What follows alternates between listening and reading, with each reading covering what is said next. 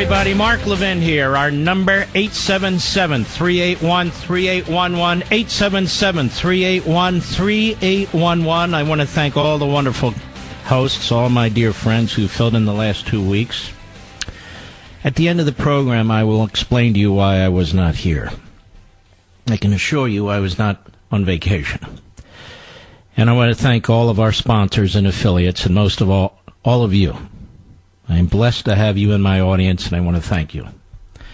As I say, I'll discuss it at the end of the program. I've been observing what's been taking place, obviously, the past few weeks. We've talked about what's been taking place before the past 2 weeks. This election is so consequential because it's about you. It's not even about the president. It's not even about the Republicans in Congress. It's about you. What kind of country do you want to have?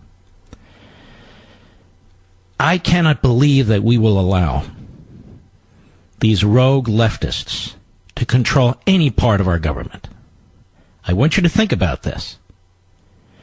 We're unmoored from our constitutional system, so our governing document, our Constitution, in many respects, has become irrelevant. So we have to decide now if we want to live in at least a relatively free country. We have to decide if our children are going to live in a relatively prosperous country or whether they're going to be swamped with debt that destroys the economy and destroys their futures. When you look at what the Democrat Party is offering, there are no moderates in the Democrat Party. There are no centrists in the Democrat Party. I'm not talking about some of you in my audience. I'm talking about the leadership. I'm talking about the people who want to be president. They out-radical each other. They do not have any fidelity to the rule of law, the Constitution. None. You hear talk about how they want to destroy the Electoral College. Yet now you hear talk about how they want to double the size of the House of Representatives. Anything. The ends justify the means. Sanctuary cities. Sanctuary cities are illegal, and yet there they are. 500 of them all across the country. We have a caravan of illegal aliens trying to get into this country. The Democrats are rooting for them. Billionaires on the left are funding them. These people literally want to destroy our culture, our civil society. They've done a magnificent job and have gone a long way in destroying our rule of law and our constitutional system over the last more than half a century. The issue is, what kind of a country do you want to live in? This isn't a game. It's not politics to you and me. It's liberty and tyranny to you and me. We have people who've gone to war to fight so you and I can live in a constitutional republic and be treated as individuals. And we have young people overseas in one hellhole after another doing exactly the same thing. Meanwhile, back here, we're confronting a bigger evil, one that challenges the fundamental principles of this society, our foundational principles. They reject them. Now, if we don't vote in 15 days, this is on us. It's not even on the Republican Party. It's not on the President of the United States. It's on us. The detestable, poisonous, ideologically left media, it's not even their fault. It's ours, because we know that they're the detestable, poisonous, ideological left media. Many people say this is the most consequential election in history. It's not the most consequential election in history. It's the most consequential election of modern times. There's no question about that. None. So this is about you. This is about what kind of society you want to live in, how you want to raise your family and children and grandchildren. What kind of government do you want? Because we are unmoored from our constitutional system, it appears that Congress and the bureaucracy and the courts are free to do whatever the hell they want to do, which was never supposed to be the way that it is. Never supposed to be the way that it is. Now, we've been listening day in and day out about this commentator, this opinion writer, I'm not sure what he is really, contributor to the Washington Post, who is allegedly, and I believe he was, brutally murdered by the Saudis in their consulate located in Turkey, in Istanbul. Now that's unbelievable that they would do that. I have been off the air for 11 days, more than 2 weeks. I've been off the air. And the Washington Post dares to write an article last week, a news article by Robert Costa and another person,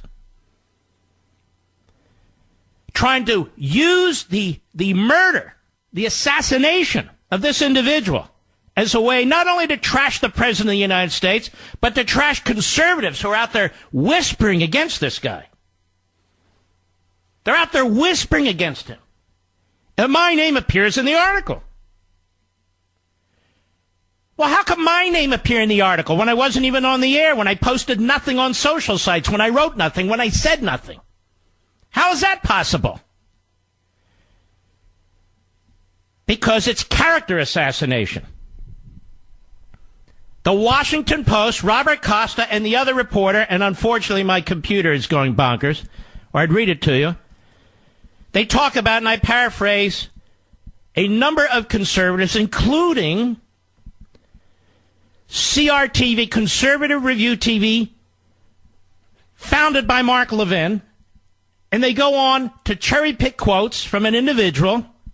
And we have scores of individuals that work for CRTV. They don't work for me. I'm not their editor. I'm not their managing editor. I don't even manage CRTV. I believe in it as an alternative to the Washington Post and the rest of them. Strongly believe in it. And my show, LEVIN TV.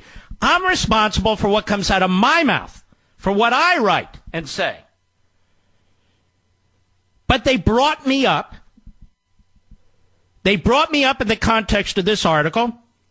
And then the article, because they have a service, a wire service, or a purchase service, Washington Post, where their articles go all over the place, my name starts showing up in all these sites, these news sites, and rather than even say founder, one of the founders of CRTV, Mark Levin, they start quoting me.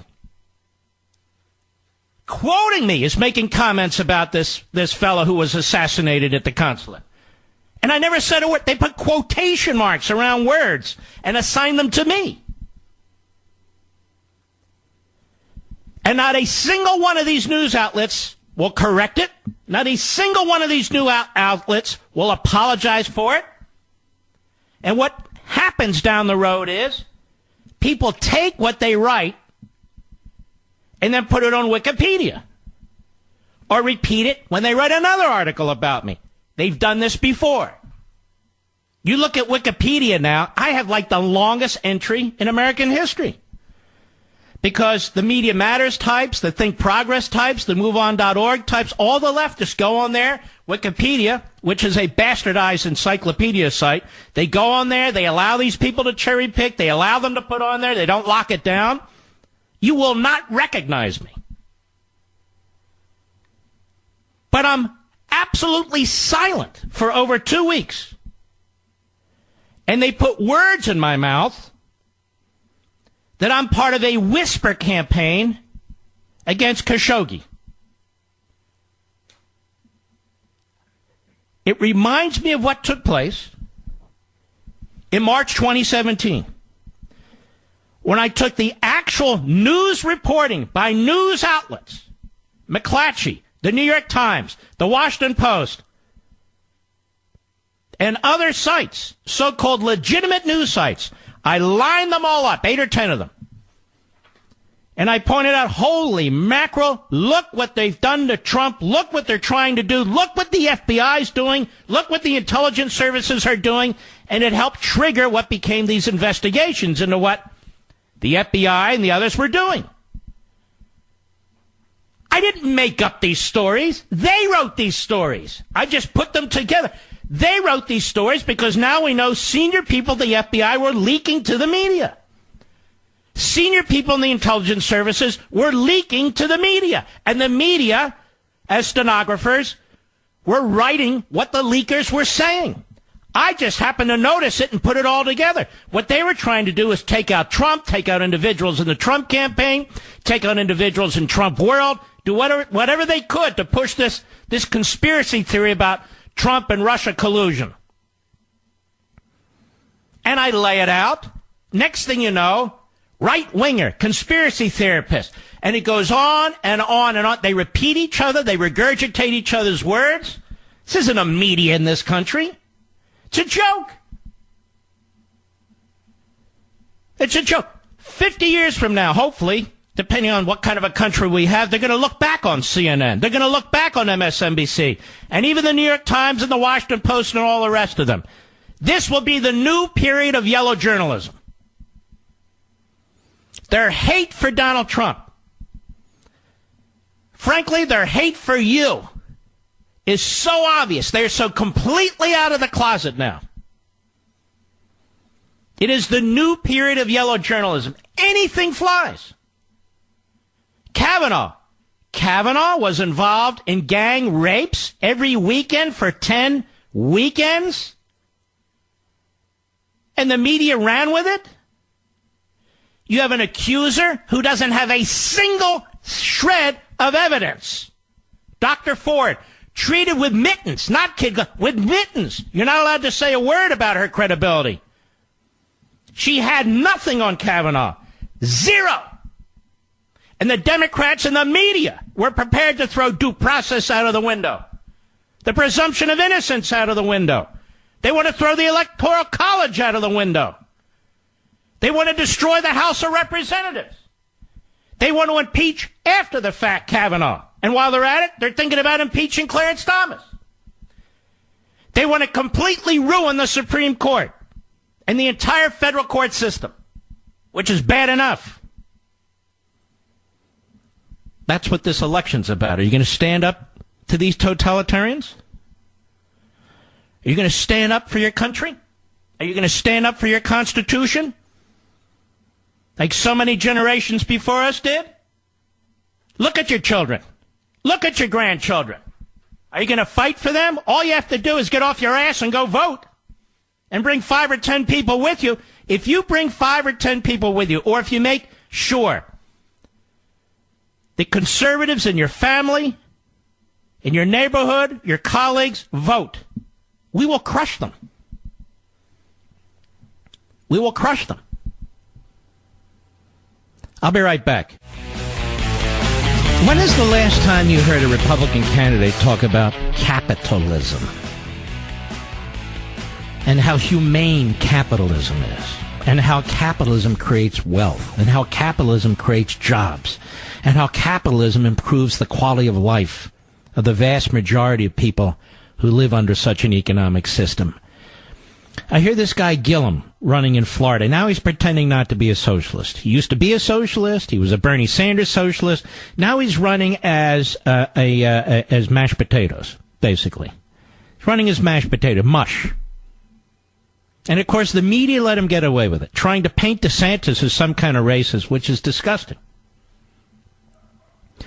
Meanwhile, Gillum is this new, candidate, and he could be the first African-American elected in Florida. How come they don't talk about the first African-American who might be elected from the Senate in Michigan? John James.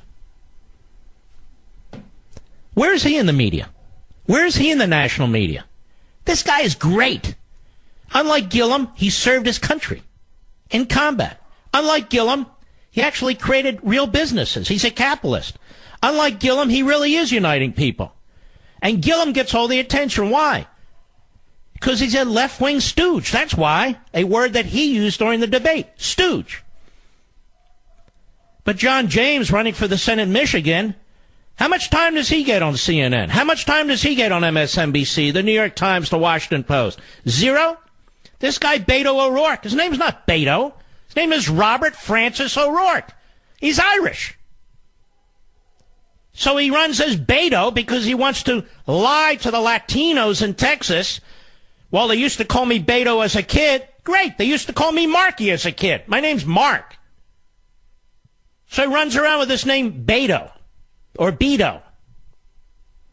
when his name is Robert Francis O'Rourke. Robert Francis O'Rourke. It's another one. Mashed potatoes. Absolute mashed potatoes. Another hardcore leftist, Bernie Sanders type. And they lie. And the media helped them lie. He's running against a guy of principle, of substance, Ted Cruz, but they'd love nothing better than to take Florida and to take Texas. They take Florida, they take Texas. We can't win. Hello, America. We can't win. These votes are important. They're important for you, every one of you listening to me in Texas and Florida. Do you know why Florida's prospering? There's one reason why Florida's prospering. One reason. They can make all the arguments they want. There's no state income tax. People who retire in New York, in Philadelphia, in Chicago, all across the eastern seaboard in New England, they move to Florida. They move there with their pensions. There's no state income tax. And many of them vote Democrat. Many of them vote Democrat. Not all. Those of you listening to me, you're solid, but you know what I mean. Many of them vote Democrat because for them it's inconsequential. They figure they still will get a no state income tax. They'll still have their pensions. Nothing will be a problem. It's so irresponsible. It's so piggish. It's so outrageous. They will destroy Florida. The people of Florida, you want to be destroyed? It's in your hands. People of Texas, you want to be destroyed? It's in your hands. We have very few states left where there's actual capitalism being practiced. I'll be right back. All right. Let's see here. So these elections, people say, well, we got to protect this and protect that with Trump and so, and I agree with that, by the way. I agree with that. But you need to look at it maybe a little differently, too. You're trying to protect yourself, your way of life, right? You're trying to protect what belongs to you. Now, let's see here. Let me give you a perfect example. Cory Booker. I know Cory Booker is not relevant in the sense that he's not up in the midterm elections, but this is the mentality. This is the kind of thing that they want to do, the kind of thing that they're thinking about. And here we have from Vox, V-O-X. America has a massive, growing racial wealth gap. Now let's stop right there. What does that mean? We have all but open borders. People are coming into this country. Most of the people coming into this country illegally are not coming from Switzerland, Sweden, Denmark, Norway, and so forth. They're coming from south of the border. Vast majority of them are considered Latino. And the government makes people fill out forms, even if you're an illegal alien. You check the form, who you are, what you are, and so forth. And they make estimates about how many people are here. So let me ask you this. The 20 million people who are here illegally, are they included in this wealth gap issue? I'm just curious. How is this configured? Well, it really doesn't matter. Because that's not the point of this news article. The point is to support a left-wing agenda. When the nation was founded, as a matter of fact, before the nation was founded, the pre-revolutionary period into the revolutionary period, we didn't have a media per se, but we had a limited number of newspapers, really around 3 dozen, across the British colonies. And we had pamphleteers. That was their form of social media, if you will. And the information in these papers and these pamphlets were a mix of news, and much of the news was old by the time it would reach certain parts of the wilderness in this country, and opinion. But the vast majority of it was pro-colony, pro-America. That was the point. That was the purpose. Nobody wanted to read stuff or pass along information that trashed their own society. It doesn't mean they weren't taking a critical eye to events that were taking place. But these people, early on, understood liberty better than most of our neighbors and fellow citizens do. And early on, you had to get permission from the governors of these colonies, most of whom were, installed by the Brits, to write something. So they started to do these pamphlets to get around all that. One of the earliest printers, not the earliest, but one of them, was Benjamin Franklin's brother, and then later Benjamin Franklin. This whole idea of freedom of the press, where did it come from? It came from them. Those white slave owners. Although Franklin never owned slaves, but you get the point. That's where freedom of the press came from. Freedom of the press and freedom of speech were synonymous.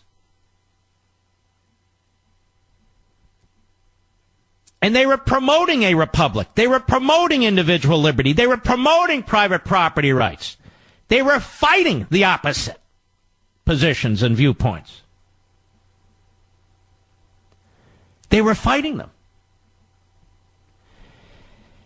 Almost every day when you read a so-called news article, it's trashing our country. Now let's go back to the first sentence of this piece on Vox. America has a massive growing racial wealth gap. Let me ask you a question. Then why do people risk their lives to come here?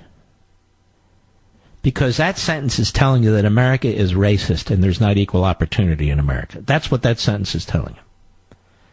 Why do people of color, a.k.a. non-whites, why are they flooding into America? Why are they leaving Guatemala and Honduras and Mexico in one country after another in Central and South America? Why are they leaving one country after another on the African continent? Why are they leaving one country after another in Southeast Asia? Even China. Why are all these people coming to the United States if there is a massive growing racial wealth gap? There's no opportunity for non-whites? Is that it?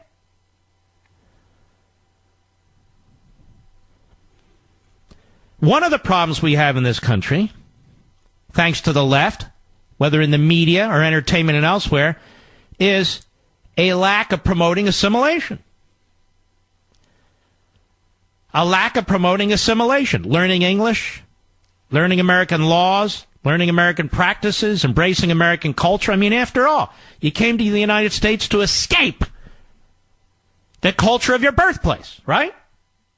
Isn't that what a refugee is? Isn't that what an illegal alien does? Otherwise, why come to America? And America, you see, is so racist as a country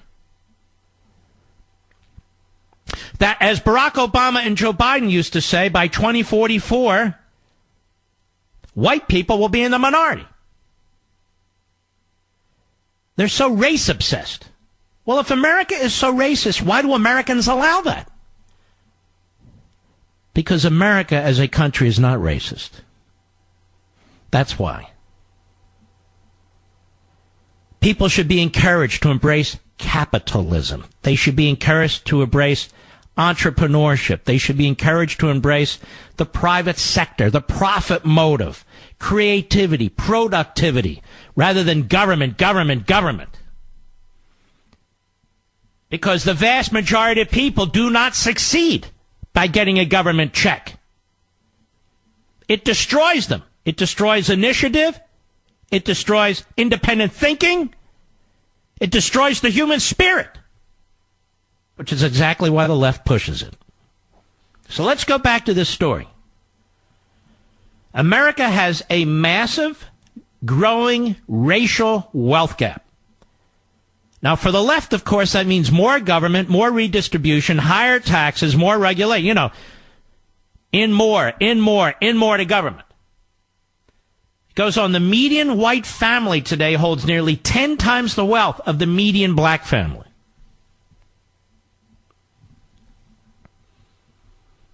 Senator Cory Booker is introducing a bill aimed at closing that gap. Well, that caught my attention. His idea is to give lower-income kids, a sizable nest egg, nearly $50,000 in some cases, that they could use for wealth-building purchases like a down payment on a house or college tuition. Did you hear this? Were you familiar with this? These, they call them opportunity accounts. They don't call these Marxist accounts. They call them opportunity accounts. Would theoretically, now this is the article. This is the news article. It doesn't say that it's an opinion piece. These opportunity accounts would theoretically make sure all children have significant assets when they enter adulthood, rather than just those who grew up in wealthier homes. Sounds cool, right? Equality? It would be a dramatic change in our country to have low-income people break out of generational poverty, Booker said in an interview with Vox. We could rapidly bring security into those families' lives, and that is really exciting to me. Now, there will never be any discussion of where this money comes from. Never. Nobody cares. What kind of taxes will have to be increased? Who cares? What kind of additional debt will have to be accumulated? Who cares? None of it matters. We're talking about equality of results, economic equality. We're not talking about liberty. Don't confuse us with liberty. Don't confuse us with markets. Don't confuse us with opportunity. No. Don't you see? We have a racist country. We need to take money, give it to poor people, poor kids, up to $50,000, so they can move into the middle class, you see. It's that simple. Why didn't I think of this? Why didn't anybody think of this? These are opportunity accounts, after all, ladies and gentlemen. We're coming into the modern era, the modern era, I guess. Economics don't matter. Debt doesn't matter. Tax rates are irrelevant. We need an opportunity account. Up to $50,000 a kid. What's the big deal? And while we're at it, free college. And while we're at it, free health care. And while we're at it, open borders. And while we're at it, why don't you destroy the country? We're the richest country on the face of the earth, where even our poorer people live better than most poor people in the rest of the world. They don't have local, state, and federal welfare systems, food systems, housing benefits. They don't have them in these other countries. We have them in this country, thanks to the productivity of individuals who get up every morning and go to work and come back in the evening and contribute to society. Why do we spend all our time attacking the people who create wealth, who create this magnificent society, who build things, who produce things, who make it possible for people who don't even do those things to have some form of material wealth, food, clothing, and so forth? You kill the golden goose, you will not have those golden eggs. I'm telling you, you need to do more than just vote. You need to take 5, 6, 7, 8, 9, 10 people with you, or you need to make sure they vote. Or this is your future. This is your future. And I'm talking to all people, all income groups, all races, all religions, all genders, and so forth. This is your country, too. What makes this country different isn't opportunity accounts. What makes this country different isn't government centralized health care. What makes this country different is individual liberty. That's what makes us different. I'll be right back. Khashoggi.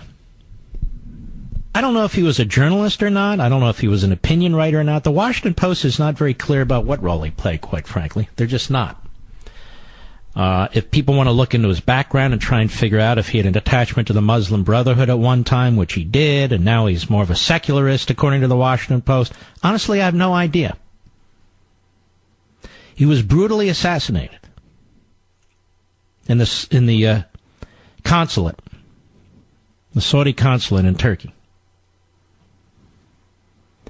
Do you know there were 6 murders in Chicago over the weekend? 6 murders. Now, I know none of them were journalists or contributors to the Washington Post. But who are they? What are their names? Who are these human beings, these Americans? Who are they? How old are they? What are their names? What do they look like? Not even 1 minute. They don't even put their pictures on TV. What about their families? I mean, I could go on and on here. I watched this from a distance. Of course this was a murder. Of course the Saudis did it. Of course they should be punished. But we should destroy our entire ability to protect our own country and our allies now and cut off the Saudis? Why don't we do what Obama did? And give $150 billion to the Saudis the way he gave them to Iran. Iran slaughters journalists all the time. Tortures people all the time. They execute people left and right. Or maybe Cuba. Last time I checked, Obama opened an embassy in Cuba. They kill people too. They torture people too. You jackasses in the media. If you're concerned about human rights, why don't you prove it for once? Now, quote me on that. I'll be right back. Hello, everybody. Mark Levin here. Our number, 877-381-3811, 877-381-3811. So I'm watching this debate between Ron DeSantis and Gillum, both running for governor in Florida. And Jake Tapper does a lousy job.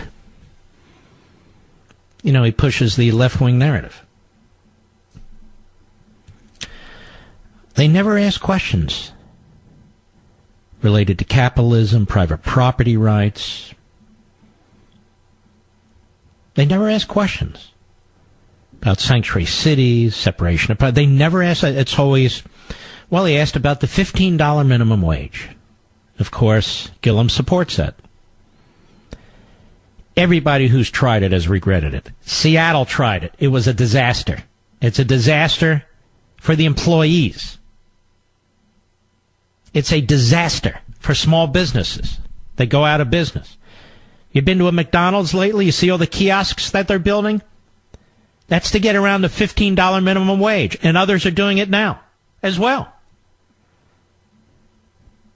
The left doesn't know how to create things. The left only knows how to destroy things. So Gillum supports a $15 minimum wage. You know what else he supports? Medicare for all. Do you understand what Medicare for all means, you folks on Medicare? It means Medicare for nobody. Medicare for all means Medicare for nobody.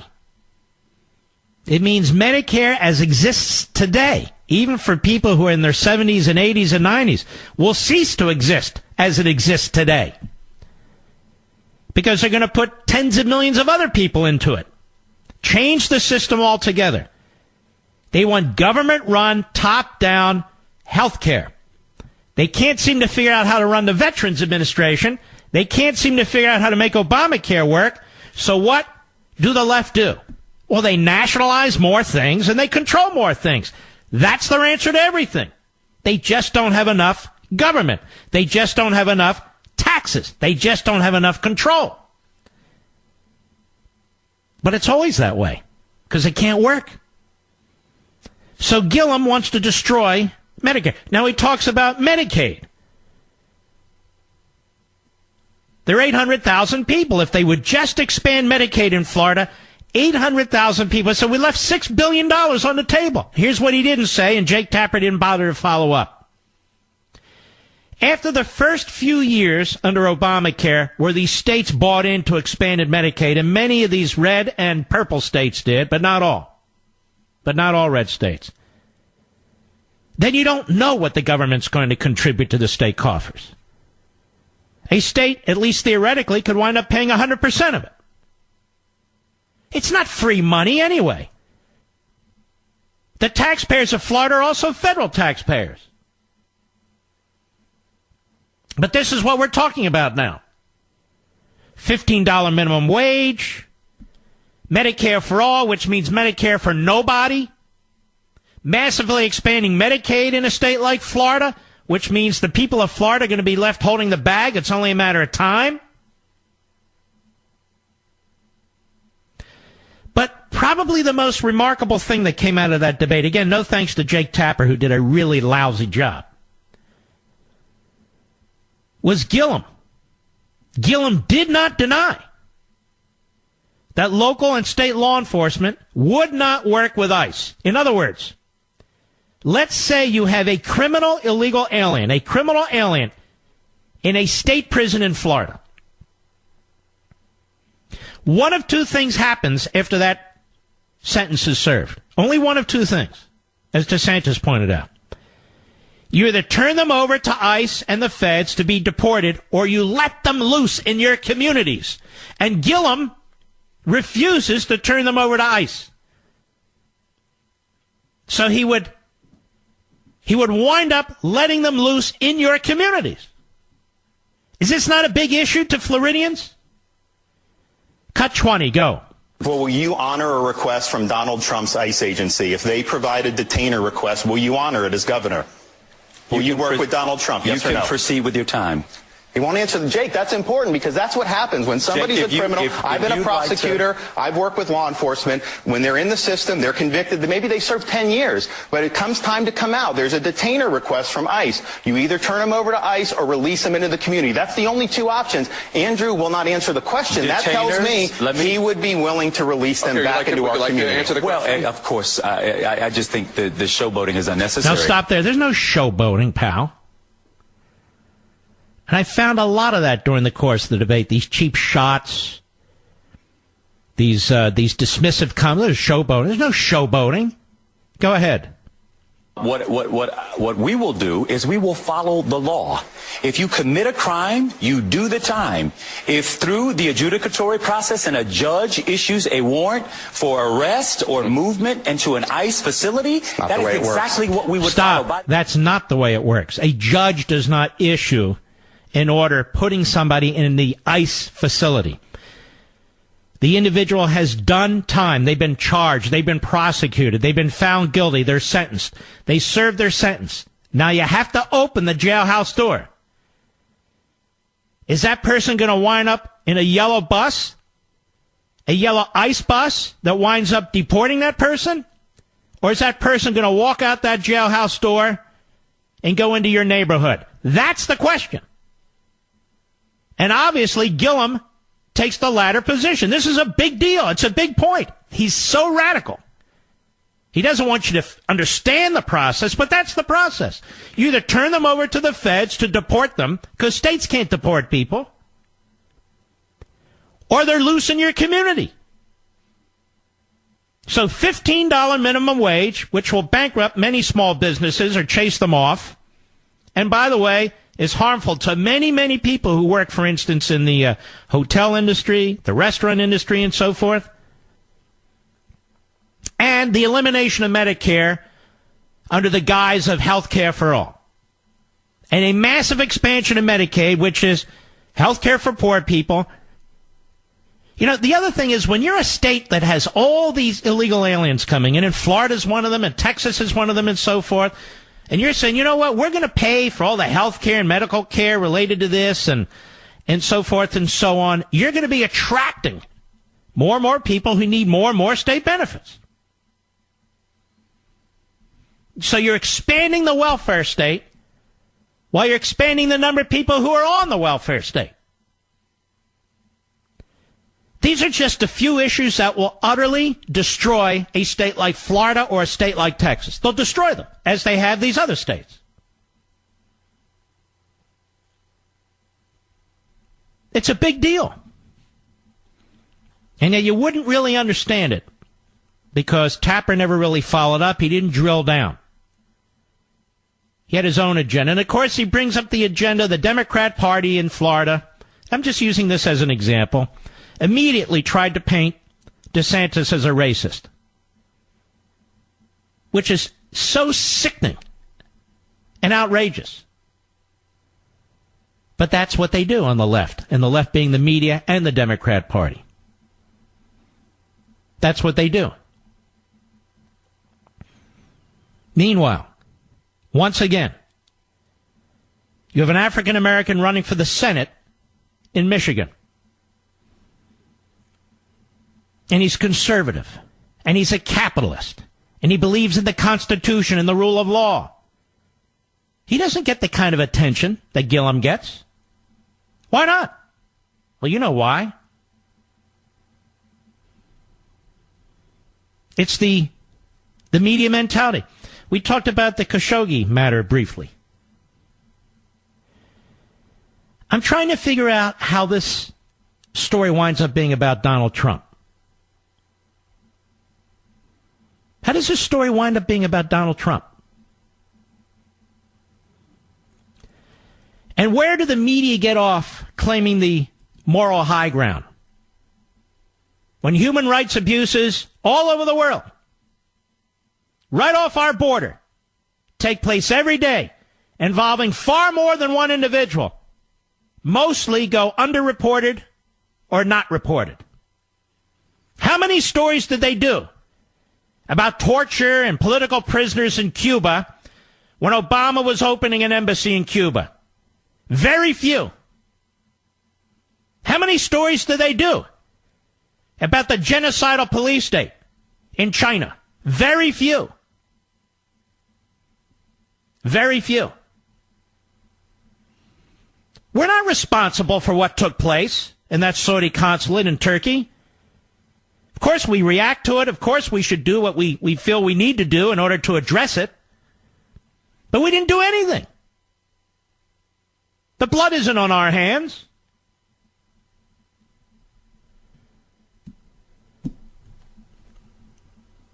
Yes, there's a lot to be outraged about.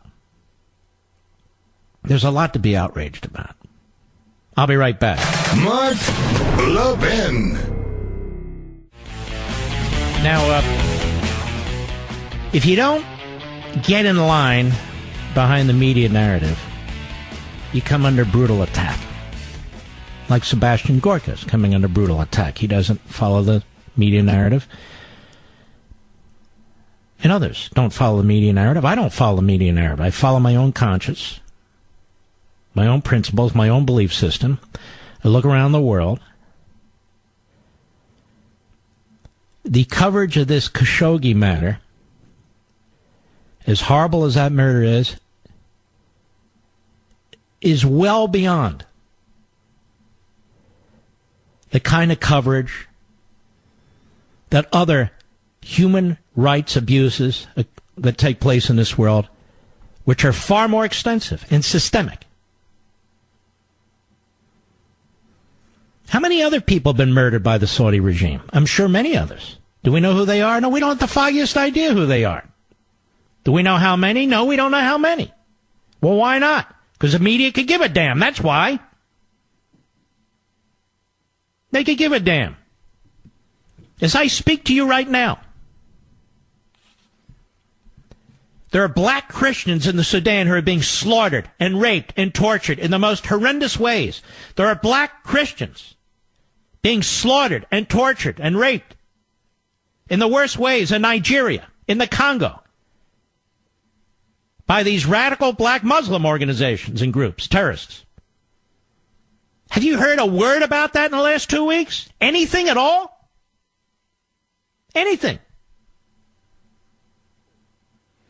Have you heard about how Hezbollah and Hamas torture and murder their own people? If they don't toe the line, have you heard any of that? No, you haven't heard a damn thing about it. Iran, the Iran deal. Our government facilitated the delivery of $150 billion to a terrorist regime. Our president at the time, Obama, oversaw and was intimately involved in every detail of the delivery of $1.5 billion in foreign currency under cover of darkness, delivered on an airplane, a non-American airplane, hoping that wouldn't be seen, to the Islamo-Nazi regime in Tehran, which has one of the highest execution rates in the world. Obama didn't come under criticism from the same people who are involved in criticizing our president, who's had no role whatsoever in any of this. So the media use it to attack him? The media use it to attack conservatives? I think I read somewhere the pro-Saudi conservatives. Who the hell are the pro-Saudi conservatives?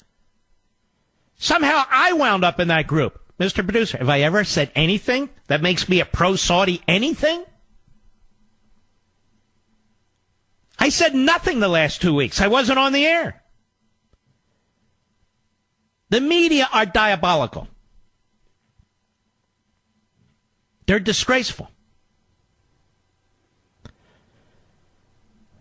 I don't know of anyone, it's possible, who's making any excuses for what the Saudi regime, which is an incestuous throwback regime. I don't know anybody who's making any excuses for the brutal assassination of this journalist. But what people are asking is about the coverage. On the one hand, it's nonstop. On the other hand, are they reporting everything about the gentleman who was murdered? You're not allowed to ask. And by the way, while you're at it, don't ask about climate change. You can't ask. Don't ask about anything.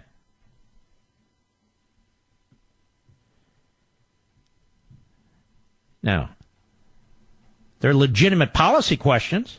Can we debate those? Is the president right when he says, I'm not going to forfeit $110 billion purchase of American military armaments, which the Chinese or the Russians would sell otherwise? Why is that a controversial statement? The purpose of that sale is to benefit us. If it purely benefited the Saudis, that would be one thing. But it benefits America. I mean, as I said earlier in the program, what the hell? We opened an embassy in Cuba. It's a police state that tortures and murders. President's been attacked because of his hard policies on China. I told you Iran has one of the highest execution rates in the world. China has the highest execution rate in the world. Ask the Tibetans. Ask the other religious minorities in China. Ask any of the political dissidents how they're treated in China.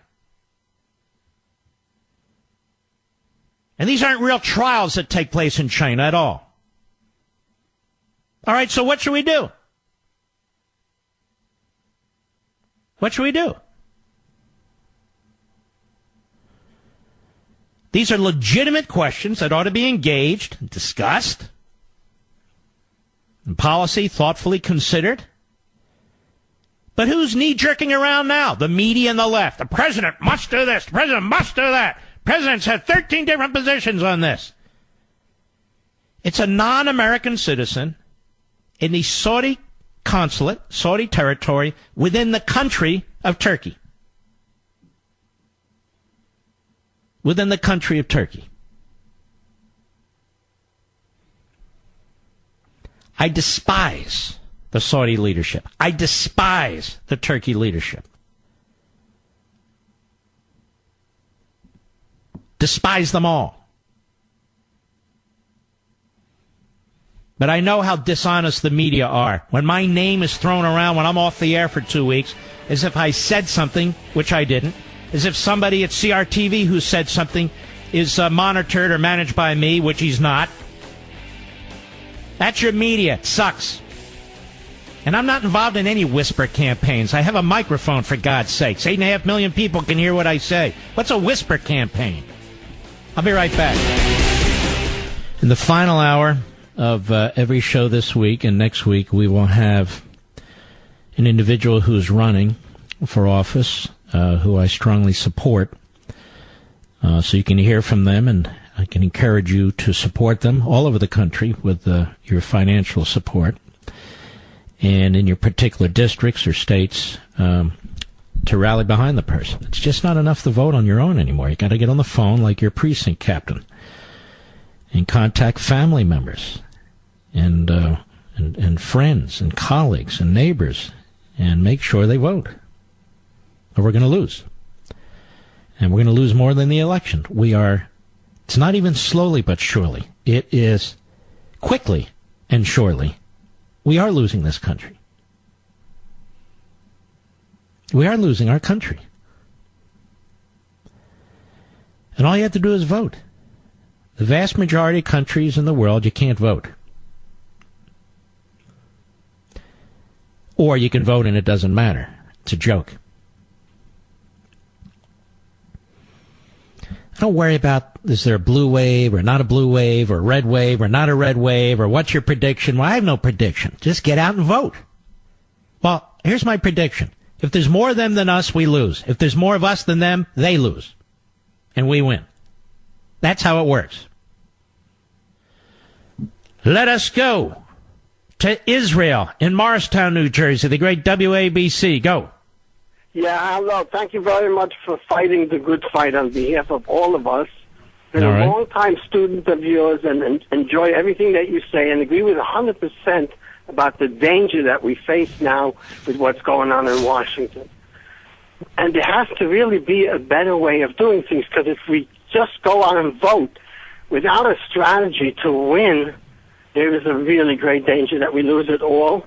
And there is an opportunity now today with electronic media, although it's not powerful enough, the new media, but with together with talk radio, if there would be a partnership, it could be a tremendous force in changing what we have. Well, talk radio is not free to just spend all its time partnering with a political party or something like that. So that's an impossibility. And what I'm saying here is, we have millions and millions of people listening to this program. Let's pretend right now 5 million people are listening. If all of you listening to me right now make sure that 5 or 6 people vote on Election Day, we will have a massive landslide. I talk? No, thanks for your call. I don't know what he's rambling on about. Talk radio, partnering with somebody or other. First of all, let me explain talk radio. Talk radio is not this... You know, it's not the, this isn't the Wizard of Oz.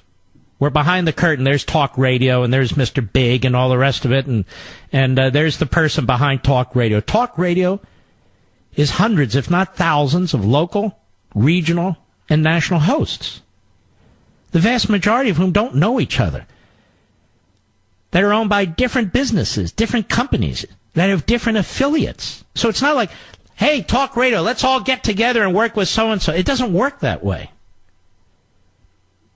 So it's not rational to begin with.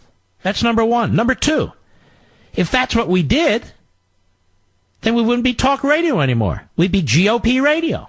I don't want to be GOP radio. My whole point in the first hour is this is an election about us. You need to go out and vote. Talk about partnering with this one or that one. Each and every one of us has power. Each and every one of us has power. Let's just do things differently this election day. You take it upon yourself to make sure that 4, 5, 6, or whatever the number of individuals in your circle, family circle, church or synagogue circle, your employment circle, family circle, I think I said, that they vote. That's all.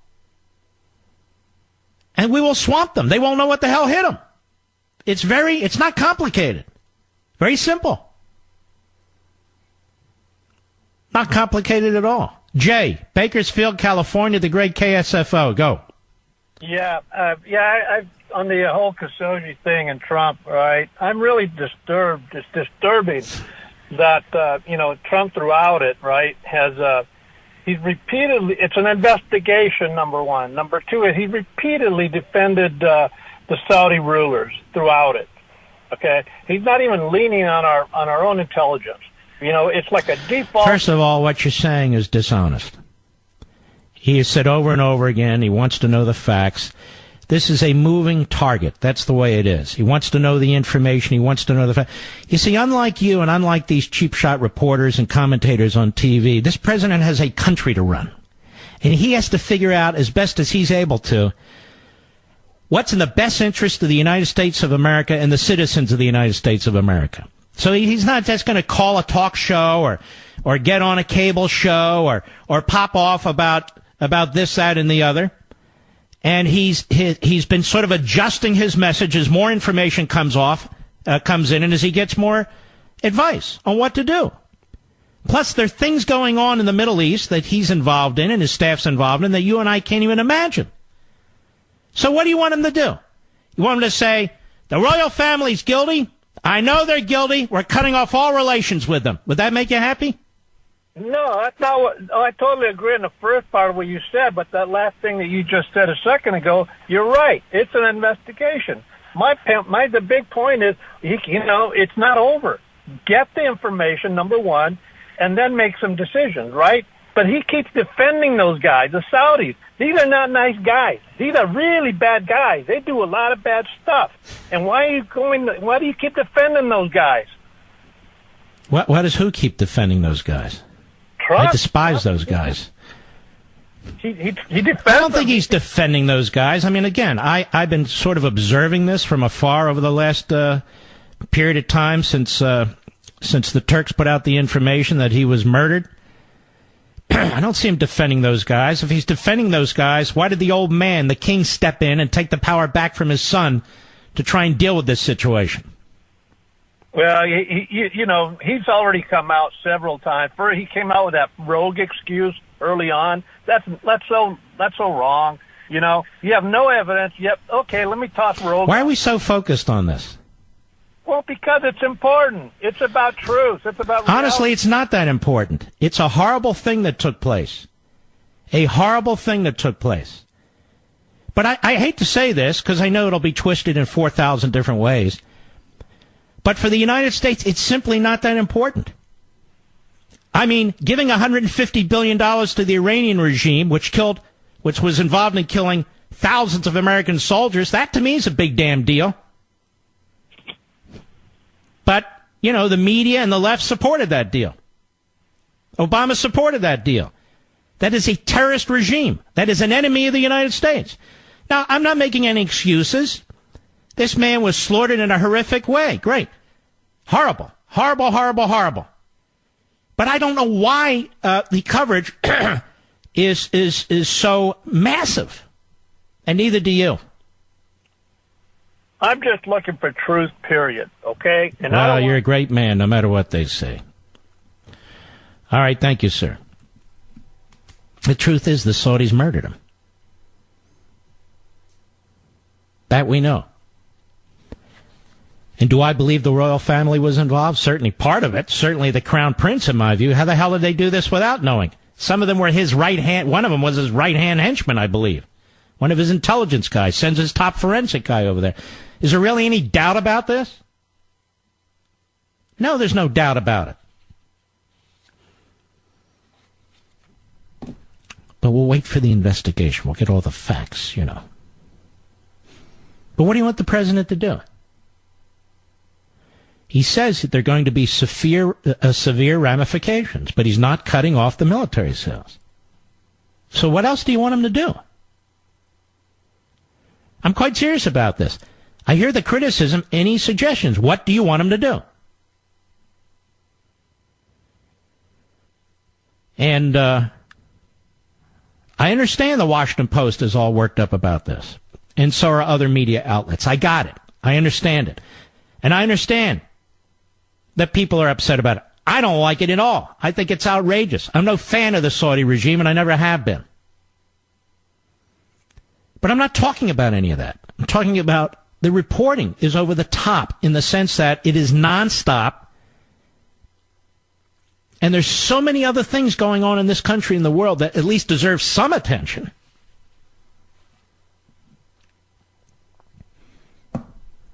I don't know that they'll ever get to the bottom of this. Hopefully they will. I'll be right back. Mark Levin. You know, we have a tremendous economy right now, just as an example. Which is exactly why the media will not report on it. Unless, of course, they racialize it. But we have a tremendous economy right now. Record employment. The lowest unemployment rate among Black Americans, Hispanic Americans, Asian Americans ever recorded. Overall unemployment of under 4%. When was the last time that happened? You have GDP over 4%. My friend Sean likes to say it's the highest amount of time. It's not. We had it at 7.5% under Reagan, but it doesn't matter. The economy's chugging along. It never chugged along under Obama. Obama tries to steal credit for it. The media don't report about this. They don't want to get the word out. But you're experiencing it yourselves. Isn't it a big deal? Our economy is a big deal, is it not? What's going on in the economy is great news, but it's no news to the news media. Now, I'm not going to spend all day on the news media, but the problem is, unlike the past, the news media is part of the ideology, part of the Democrat infrastructure that pushes this agenda and pushes these policies and has involved itself in this election process. All the free media that the left receives, all the free media that the Democrat Party receives. I mean, talk radio and Fox, we can't even come close to the rest of the media in terms of size and reach and market share. We fight tough. We have our brass knuckles, but that's not my point. All right. Let's take another caller. Let's go to Douglas, LeGrand, Oregon, XM Satellite. How are you, sir? I am absolutely perfect, my friend. Let me off of Bluetooth and turn my radio down. All right. There we go. I have a senior that is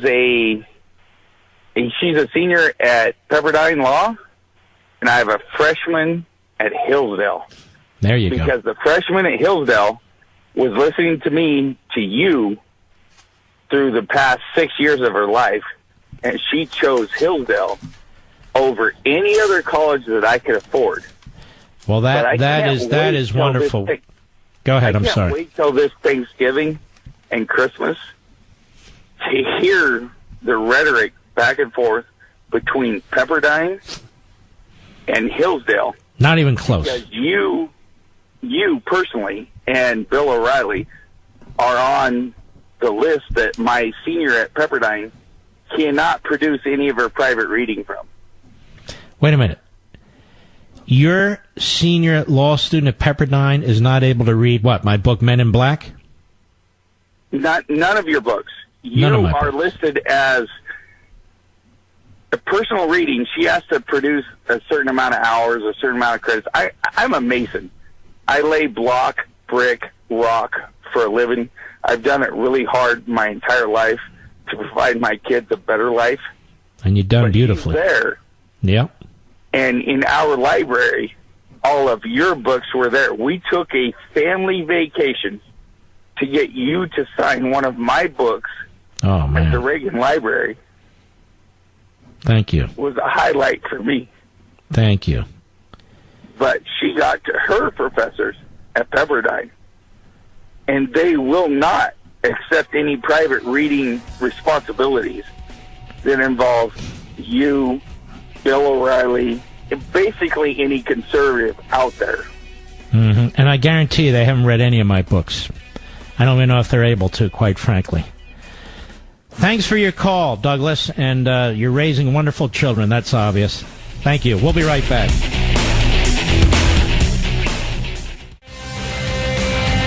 Hello, everybody. Mark Levin here. Well, I want to tell you why I wasn't here the last few weeks. First, I want to tell you about my father.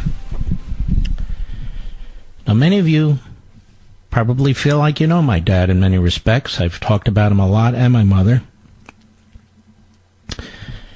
You know, my father wrote and illustrated 6 books, starting at the time he was 85 years old. And his last book comes out on October 30th. And he had written and illustrated a book in 1965.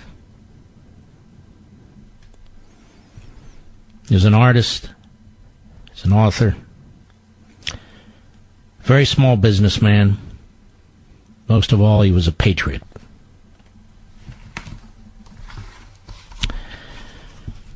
You know, this first book, Abraham Lincoln's Gettysburg Address Illustrated, there's a preface that I wrote. And in order to write it, I interviewed my father. I don't mean formally, but I needed to know more about him and our family. I learned a lot. On July 4, 1937, my father, Jack, was 12 years old, and a neighborhood buddy, he and they, and the two of them, walked several miles from their homes to the parade route where the city of Philadelphia was celebrating our nation's founding. And the route stretched from Center City, Philadelphia, not too far from Independence Hall, to the Philadelphia Art Museum, which Sylvester Stallone would make famous in his Rocky movies many years later. One of the dignitaries in the parade caught my father's attention, a Civil War veteran. A Civil War veteran. And he sat on the back of a 4-door convertible dressed in his old Union uniform, including his campaign hat. My father remembered it vividly. And behind him marched a small group of Spanish-American war veterans. But of all the soldiers, the veterans, the marching bands my father saw that day, that Union soldier stood out. And young Jack had read somewhat about the Civil War in school, but seeing that soldier in the flesh intrigued him. The soldier would become seared in my father's mind. The most costly war in American history had become real to him. Thus began my father's lifelong journey of self-education and patriotic preaching about this great nation's history and founding principles. Now, at a young age, my father had a knack for drawing, designing, and inventing. When he was 13, he designed an automobile window invention for a contest the Philadelphia Daily News was conducting in conjunction with the release of the movie Young Tom Edison, starring Mickey Rooney. He was one of only 5 winners citywide and earned a trip to the 1939 New York World's Fair. At 15, he submitted an idea with drawings for animating the story Christmas Carol to the Walt Disney Studio in California. The studio loved it. Then they asked that he provide more examples of his work, including humorous cartoon drawings, and he did. Then they contacted Jack's parents, my father's parents, my grandparents, and asked whether they would allow their son, 15 at the time, to join Disney Studio. They would provide him with dormitory space and schooling at their facility while he was working for them. But his parents, concerned about his age, turned down the offer. Now, my father grew up during the Great Depression. His family was very poor. His father, Harry, worked at part-time jobs when he could find them, often as a bartender. His mother, my grandmother, Sarah, worked in a cigar factory. Jack was the eldest of 4 children and the only boy. And when he turned 16, after the school day ended, he would walk to the cigar factory about a mile from their home, apartment, if you will, where he worked until midnight, earning the going rate of $17 a week. On the weekends, my father took freelance jobs with furniture frame manufacturers, sketching frames to upholster sofas and chairs. He had no formal background in any of this. He was paid $2 for a set of 3 drawings. The manufacturer's salesmen used the finished drawings with their customers. A few months later, the Japanese attacked Pearl Harbor. Jack spent the summer working at the Cramps shipyard in Philadelphia, where they built destroyers and submarines. But he wanted to do more for the war effort. Like so many wonderful young men at the time, my father decided to enlist in the armed forces. He wanted to be a cadet in the Army Air Corps, which today we know as the Air Force. But he was only 17. He was too young. So he got a copy of his birth certificate from City Hall. He rubbed out the 5 in 1925, his birth year, and he wrote in a 4. Just like that, he'd reached the legal age requirement of 18. Now, if he could pass the rigorous Air Corps exam, he was in. 10 would-be cadets took the exam, including students from the University of Pennsylvania. But only 4 passed, including my father. And not long thereafter, as my father was boarding a train to Biloxi, Mississippi for basic training, the soldier stopped him and told him the lieutenant wanted to see him. The lieutenant, who had taken a close look at the birth certificate, asked Jack how old he was. Well, my father told him the truth. The lieutenant wasn't very happy, but he told him when he turned 18, he could join up. And a week after he turned 18, he joined up. And while in service, Jack would use brief respites to draw cartoons, which were published in a variety of newspapers. After the war, my father worked for a company making displays for store windows and trade shows. Around this time, he met a beautiful young lady, Norma Rubin. And the next morning, Jack told his mother that one day he would marry her. She was 17. Norma headed to Syracuse University, and so did Jack, with help of the GI Bill. He earned his room and board by working in the cafeteria. But Jack's love of art and history would lure him back to his hometown of Philadelphia. And after much pleading by Jack, Norma returned with him, and they were soon married thereafter. My mother was a brilliant student. She graduated from Arcadia University with a Bachelor of Science degree, and they began teaching, she did, 4th and 5th graders in public school. My father enrolled in Philadelphia College of Art, where he majored in advertising and began experimenting with new ideas, in particular unique drawings and images of clowns. Well, it goes on. Eventually they would start a nursery school and day camp. My father would build all the toys, the desks, and the chairs with his hands. He was a hell of a carpenter.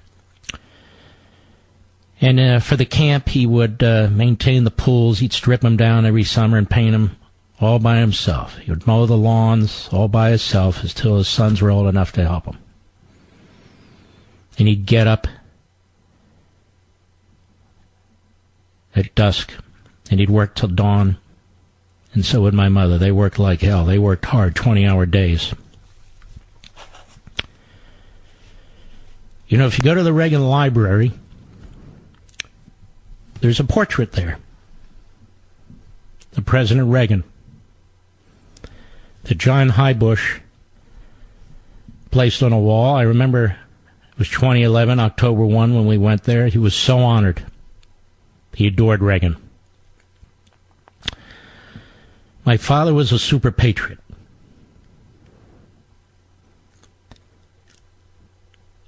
Everything I am, everything I do, is because of my mother and father. After every radio show, my father would call me and he'd critique the show. And I was always the greatest radio host ever. My appearances on Fox, he really enjoyed them, particularly on Hannity. He said, "That's the way to get him, kid." He's very worried about the future of this country.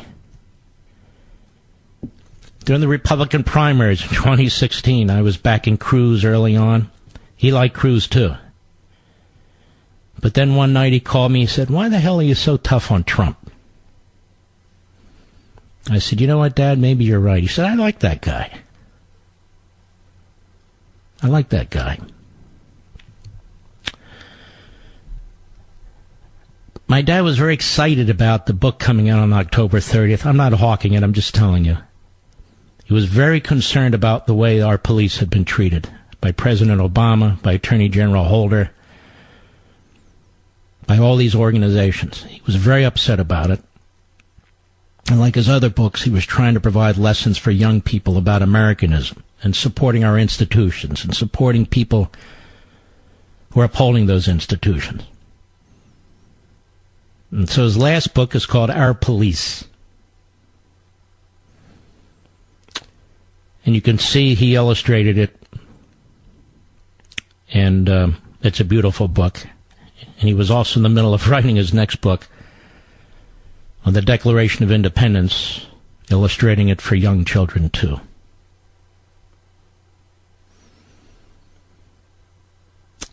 So, now you know why I was gone.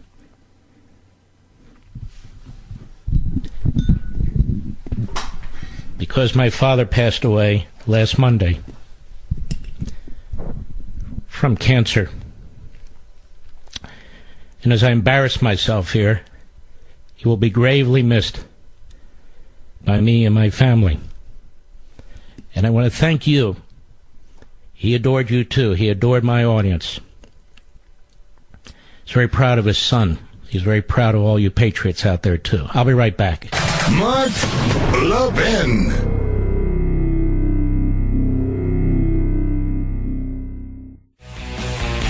All right. Folks, do me a favor. Don't call me about this.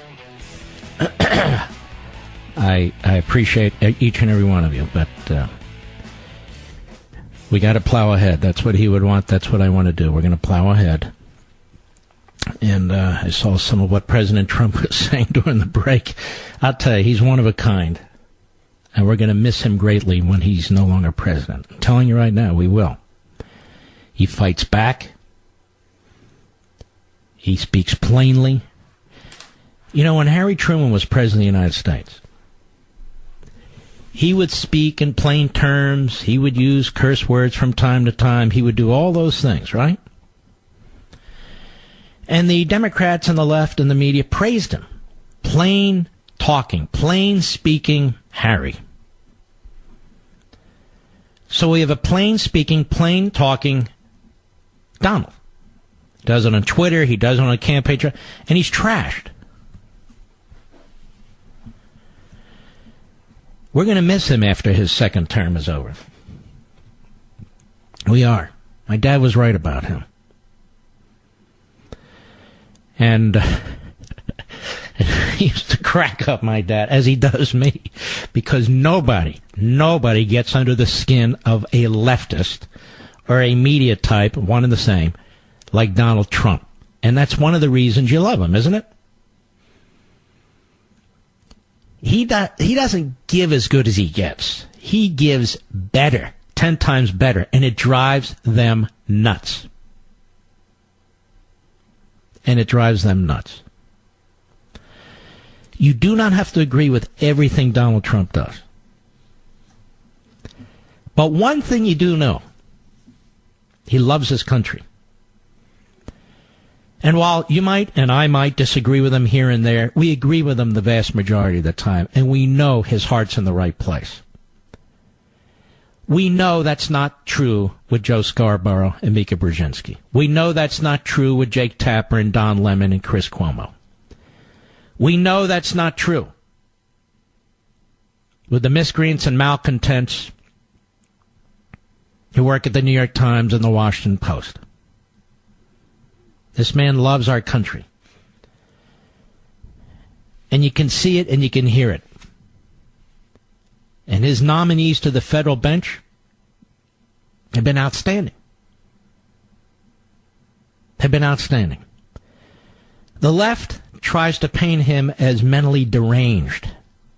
And the media takes the lead in this. The media really leads the Democrat Party. It's not the other way around anymore. The Democrat Party is the political wing of the modern media. Remember I said that. So when the backbenchers say, you can say, wait a minute, I heard that somewhere else. It's true. The media lead the Democrat Party. The Democrat Party actually follows the media talking points. They're not even one and the same anymore. The Democrat Party is the lapdog for the American media. The president knows that. You know it, and I know it. And they get furious when you criticize them. I want to remind the people in the media that we have freedom of the press. No thanks to them.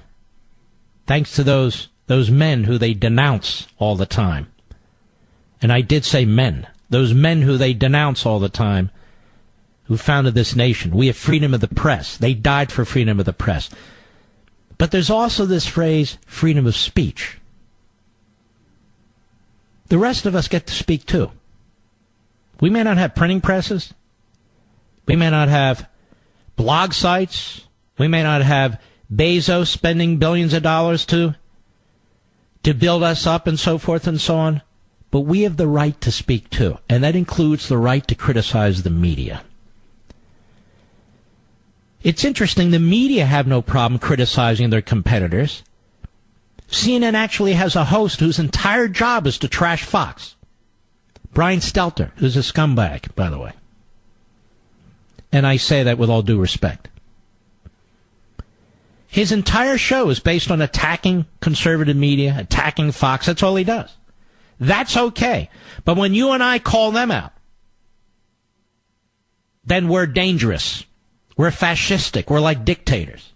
No, we're not. We're the ones who believe in the Bill of Rights. We're the ones who believe in the Constitution. And I do think after his second term, we are going to miss Trump a great deal. Because, among other things, he's shaking things up. And things need to be shaken up. Very, very badly. Very, very badly. You know Trump loves the country. Can you really say that about all these media people who bring on these guests who trash the country? Who use racism to trash the country? Who call Trump supporters names? No, you can't. When we come back, we have a very, very important person that I want to present to you again. A person who can help us a great deal should he win his election. Remember, every day this week, every day next week, at least one candidate we're going to bring on who needs our financial support, and depending on the state and district, they need your vote too. I'll be right back. One of my favorite candidates in this election cycle is a gentleman I've known for many years. He was Ted Cruz's chief of staff. But he also has his own qualifications and successes as a solid Reagan conservative, 100%. And he's smart. He's a cancer survivor. You know he's a fighter. He's got a beautiful family. And he's running in, I think it's the 21st District of Texas. It's a close race. My buddy Chip Roy. Chip, how are you, sir? Mark, I'm doing great. Thanks for having me on. I'm happy to be joining you from Texas, where the Texans I know are all fired up and ready to be defending against this assault from people outside of Texas. Just thanks for having me on. And your site is chiproy.com. I hope we'll have a Levin surge. He can use some cash so we can get some ads up there in the last few weeks. Chiproy.com. Also, folks, in the 21st District. Isn't that it, Chip? That is. It's the 21st Congressional District in the center of Texas, and appreciate you saying that about my website. We're spending every dollar. The Democrats are under full assault here. And I got to tell you, I was out today early voting. I was at a rally with Governor Abbott twice, one in Austin, one in San Antonio. He's obviously now gone down to Houston with the president and with Senator Cruz. It's been a great day. We've been all over the district. People are fired up, but I'll tell you, early voting numbers are really high, really, really high. They've smashed all records on, I think, in areas that indicate that on both sides of the aisle, if you will. So we've got to do our part to get the vote turned out, because if we turn out, we win. Yeah, early voting in Texas has started, as with other states. And ladies and gentlemen, if you hear me right now, really don't put this off. Get out there and vote. And you know what? Early voting was set up by the left to try and change the system. You can take advantage of it too. Go ahead and vote early. And the more people who do that, the better. Now, tell us how your race looks in your district. Well, it mirrors in many ways Senator Cruz's race, and it is a tight and hard-fought but very winnable race. With the support of your listeners and a lot of good Texans, we feel good, but we feel that it's going to be necessary for everybody to show up in order for us to win. My opponent, as I think you know, is a very liberal Democrat, very liberal, who served in the United States Army, and I thank him for his service. But he uses that to try to claim centrism and to claim independence as he's running in his ads. But there is nothing centrist and nothing independent about somebody who has already said he would vote to impeach Donald Trump, who's already said that he would undo the tax cuts, who's already said that he would put in place a carbon tax, who's already said that he wants to regulate guns, he wants single-payer government-run health care called Medicare for All, and he wants to take away resources from the Border Patrol and give them to other countries. And I can go down a long list, but he is trying to run as a centrist, and he's not. But I think the people of Texas are seeing through it, just like they're seeing through Mr. O'Rourke's efforts to claim centrism. And if that's centrism, then we're in San Francisco and not the center of Texas. And a lot of these leftists in Texas and Florida and these other states are really trying to disguise and camouflage their true hardcore left-wing agenda, aren't they? Oh, I mean, I can't even begin to describe to you how much we're seeing that both with Congressman O'Rourke as well as my opponent and others. The Democrats very purposely went out and recruited leftists who could run because they may have worn the uniform or otherwise could run with the veil of centrism or moderation because they know liberalism doesn't sell in Texas. And I'll tell you something, Mark, that I think you'll appreciate, as will your listeners. And I've mentioned this to my opponent. He never has a response. Why would my opponent or why would Beto O'Rourke not want to run in Texas for governor or state rep or senator to do all of these socialist things where at least it's constitutionally reasonable to have the debate? But they know that stuff doesn't sell in Texas. So the only way to win, the only way, is to go team up with Nancy Pelosi and Chuck Schumer and the rest of the leftists on the coast who are trying to buy off Texas with $38 million of money, and that ain't going to work. They're not going to buy Texas because Texans are going to stand up on the wall. Well, they figure if they can knock off Cruz and knock off you and some of the other conservatives in these districts, that they'll eventually own Texas and then own the country. And that's why it's very, very important that certain states like Texas, Florida, and so forth, that we really have to win these states and as many of these seats as we possibly can. Now, you're a solid conservative. I assume you would join the Freedom Caucus. Is that correct? Yes, sir. I've already publicly said that I would join the Freedom Caucus. I've supported Jim Jordan in his race for Speaker. I fundamentally believe that his campaign to, quote, do what we said we would do, hardly something that should be earth-shattering, but unfortunately in Washington, D.C., it too often is. And we all know when we get out here on the campaign trail, and you and your listeners know, that the failures in Washington stem from their failure to do what they said they would do. That's why Trump is successful and why people are proud to support him, is because when he says he's going to do something, he endeavors to do it. But Republicans in Congress fail to do that. They've failed to repeal Obamacare, they failed to balance the budget, and they run away from border security. And the consequences are dire. We're seeing people with 2 and 3 and 4 times the cost of their health insurance premiums. They can't get the doctors of their choice. $21.5 trillion of debt. And now we're seeing a caravan of 10,000 people coming to our border because our guys won't do the basic job of a sovereign nation to defend the border. That needs to stop, and we need congressmen up there who aren't just Republicans, but are conservatives who are fighting for our constitutional values, and that's what I intend to do. Obama is in Las Vegas, Nevada this evening, and he's telling the crowd there, remember who started the economic recovery, meaning him. Is this man unbelievable, this Obama? I mean, first of all, that he's out campaigning the way he is, violates all traditions, but that's what he does. But even more than that, to literally lie about his record and to literally lie about who's responsible for economic growth. We saw for over 8 years, really, you go back even into the Bush administration, right? We had a decade of economic growth that was on average, and you know this, somewhere in the 1% to 2% range, depending on the year, which was causing the continued stagnation, was causing the lack of the availability to have the jobs that we need, the lack of economic growth, which obviously harms the deficits and debt as well. And now what are we seeing? We're seeing 4% economic growth. We're seeing the United States for the first time in a decade labeled as the most competitive nation on earth, right? We're seeing, jobless claims at all-time lows, but not just for everybody, but for groups like Hispanics and black business owners and other folks that we're seeing incredible successes. And that is not rocket science. If you leave money in the hands of the entrepreneurs and the business creators, if you leave money in the hands of the American people, if you do your basic job of governing, then the Americans, there's no limit to what we'll do. We put a man on the moon in 1969, 10 years before the Department of Education ever existed. It's extraordinary what these leftists think government does when it does the exact opposite. You see, folks, this is why it's very, very important that on election night, Chip Roy become an elected United States representative to the House of Representatives, because I'm convinced you'll be a conservative leader in that body, Chip Roy. It's chiproy.com, chiproy.com.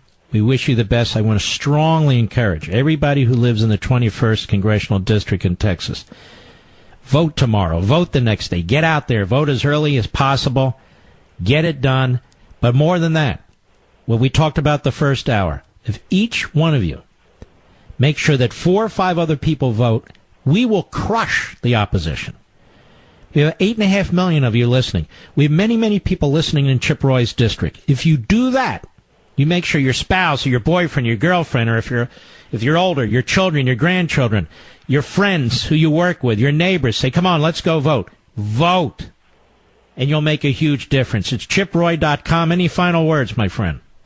Yeah, Mark, I'll just say one last thing, and that is the power of your listeners and the power of strong conservatives across the country. It's resulted in the election of Mike Lee instead of Bob Bennett, of Ted Cruz instead of David Dewhurst, of Rand Paul instead of Trey Grayson. It resulted in Donald Trump getting elected. And if all of those 8.5 million people gave $10, you have $85 million of money going to strong conservatives that would keep us from having to go kowtow to K Street or the leadership establishment and instead represent the people of this country. So please get involved, vote, spread the word. Thank you for all you're doing. And Mark, thank you for what you do for freedom, for the Constitution. We're winning. We just got to keep the fight.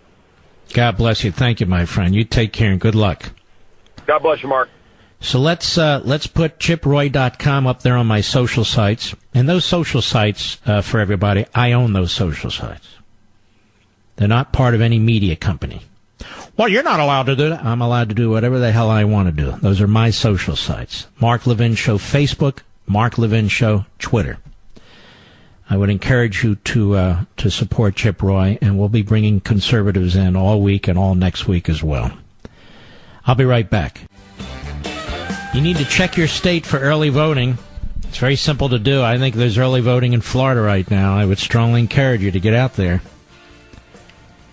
I mean, you really have choices in some of these states. Texas, you have these radicals versus these constitutional conservatives. You got the same in Florida. This guy Gillum is pretending to be a moderate. He's pretending to be, what's the big deal? DeSantis is showboating. I'm not for that. He is a radical leftist, Bernie Sanders guy. And I know there's a lot of liberals in Florida, but there's a lot of non-liberals too. I mean, if you really want that kind of government, just move back to New York or New Jersey or Illinois. These blue states are all over the place, where they kill businesses and kill jobs and have massive tax rates and so forth. I mean, I don't understand. People flee those states, they go to red states, and then they vote and make those states purple, if not blue. It's crazy. It's irrational. But then again, they're liberals, so that explains a lot. All right, Tina, St. Paul, North Carolina, on the Mark Levin app. Go right ahead, please. Hi, I just wanted to call and let people know if we don't vote, we're going to lose our freedom. Mm-hmm. We've got to vote Republican, even though There's some we truly don't like. We've got to do it. Let me underscore your point, because in a lot of elections I say no. No, I'm not voting for this one. This is a different kind of election. The radical Democrats are so dangerous to this society that we may even have to vote for some rhinos just to make sure they don't get elected. That's your point, right, Tina? Absolutely. And the media is so complicit with the Dems, and they are going to cause us to lose our country because they hate Trump so much. And they hate us. Yes. They trash Trump supporters. They trash conservatives. And look, they trash Republicans, too. Yeah. I mean, they're not even talking about what he did with Angela Merkel in Germany with the gas. Yeah, they're now going to buy a whole bunch of American gas. Thank you, Tina. You know what they're counting on? You ladies in the suburbs? They're counting on you voting Democrat or staying home. They think they own you women in the suburbs. You ought to turn out in force and vote for the conservative/Republican, because they really take you for granted. They stereotype you.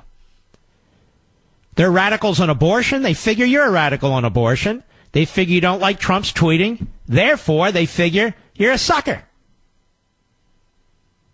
They are counting on the women in suburbs, particularly wealthy suburbs, not to vote or to vote against Trump by voting for a Democrat. All you conservative Hispanics out there, they don't even think you exist. I'm reading story after story. The Democrats are concerned about the Latino vote, that it won't show up. All of you who are conservatives and Latino, show up. Vote. Surprise them. They stereotype you. They think they've got you in their back pockets. Casey, Las Vegas, Nevada, Sirius Satellite. Go right ahead. Hi, Mark. I'm so happy to get a hold of you. I love you. I love your show on here. I love your show on Sunday night. It's like my favorite thing Sunday evening. Thank you. I missed you. I missed you a whole lot. I missed the beginning of the show, so I don't know where you've been. But I was hoping that you'd taken the time off to go work for Trump, because you kind of threatened to do that a little while ago, and I was so excited. But I wanted to tell you that I riled up 5 friends Saturday morning, and we went down to the mall in Las Vegas to get in line. There was a line. We've been praying a lot about this. There was a line for about an hour. We stood in line to vote for all the Republicans, and we stood there and we Googled every judge, and we checked them all out. And so now I have a whole list, and all my other friends that couldn't come, they're asking me who to vote for. So, yes, they are coming out. Casey, I have to go, but that is perfect. You're a precinct captain, self-assigned. That's outstanding. I need all of you to do that. Seriously. Ladies and gentlemen, we salute our armed forces, police officers, firefighters, and emergency personnel. And I want to thank you all. I truly do. I'm greatly blessed by you. And I will see you tomorrow. Take care.